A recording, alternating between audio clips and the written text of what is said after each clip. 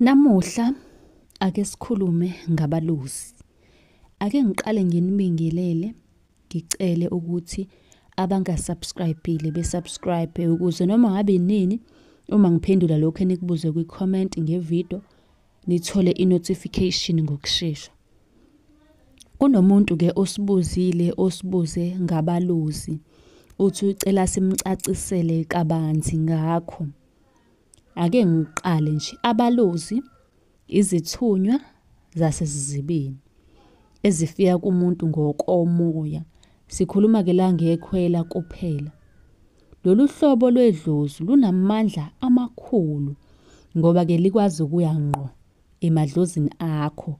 Lifike lithathe indaba kuyinkinga yakho bese liyayibuyisa kanye ke nezixazululo okusuke ke kumele likunikeze lona idlozi lakho.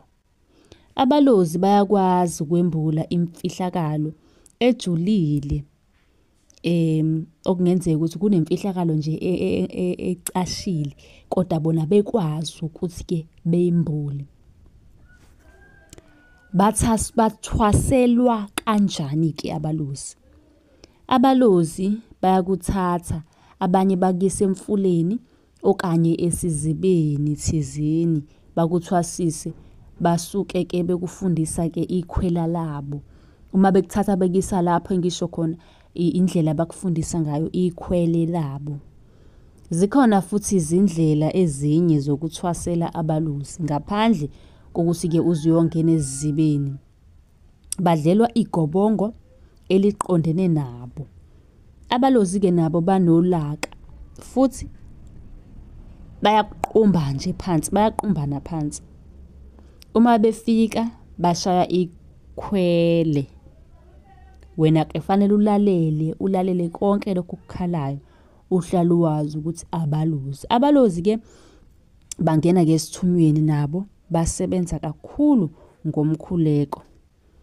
Uma unombuzo ngicela ubuze kwi-comment, ngizoqhubeka ngenze namanye amavidiyo ngiqhubeke ngichazisise, ngichaze nokunye okubuzwe kuma-comment ngoba nawe uma unombuzo sizokwazi ukuthi sikwenzele ividiyo yakho. Ngicela nihambe niye ku-YouTube, niye ku-TikTok, niyo-subscribe both TikTok and YouTube. Uyasubscribe ngoba mina ngisiza wena ukuthi ubuke la uthole ulwazi nawe usiza mina ngokusubscribe. Uphinde uthathe inamba ka-WhatsApp uyicele ku-inbox ku-TikTok ngizokunika la uzobuza khona njalo amaphupho ekuseni okanye ubuze lokhu ongagculisekile ngakho okukudidayo ukuthi ngabe kuchaza ukuthini. Uzobe ke usuyithola impendulo efanele. Ningakhohlwa ukusubscribe nisifollowe ku-TikTok.